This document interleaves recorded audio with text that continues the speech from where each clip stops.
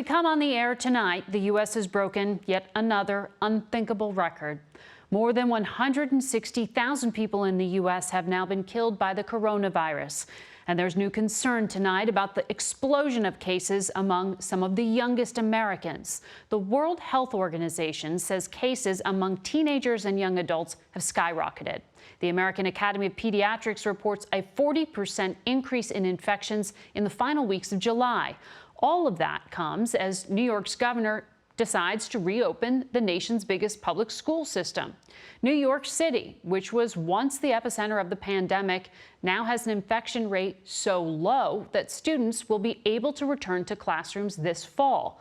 While more children may be returning to school, there are new indications their parents may not be returning to work as quickly. We learned today more than 1.8 million new jobs were added in July. But economists worry new jobs aren't coming back fast enough to replace all of those lost in the crisis. And with Congress and the White House at an impasse on providing another financial lifeline to out-of-work Americans, the president is vowing to use executive action to cut taxes and provide other benefits, something Democrats say he can't legally do. There's a lot of new reporting to get to tonight, and our team of correspondents is standing by to cover it all. CBS's Mola Lenghi leads us off tonight from New York City. Mola? Well, Margaret, as you mentioned, heated debates about reopening schools are happening really all over the country right now. And with New York City once being the epicenter of the pandemic, it seemed improbable that the city's 1.1 million students would be reporting back to school this fall. Today, the governor of New York gave the green light to open every school district in the state. You look at our infection rate, we are probably in the best situation in the country right now. In New York City, the country's largest school district, the choice is ultimately up to parents, and today is the deadline for them to decide whether their children will attend school entirely online or opt for a combination of in-person classes and remote learning. We're thinking about their emotional growth, their educational growth, but also thinking about their safety. In Georgia, administrators have reversed their decision to suspend a student for posting this picture of crowded school hallways. One Atlanta area school district already has about 100 COVID cases.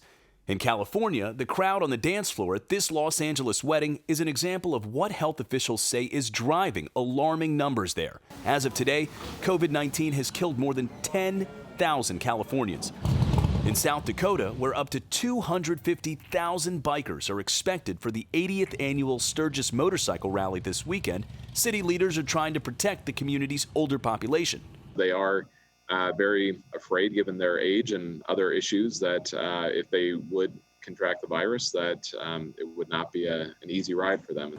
Meanwhile, Ohio Governor Mike DeWine is relieved one day after having to cancel a meeting with President Trump due to a positive COVID-19 test result. Thursday night, the governor took two more tests. Both came back negative. You want to tell them how you feel? I feel good.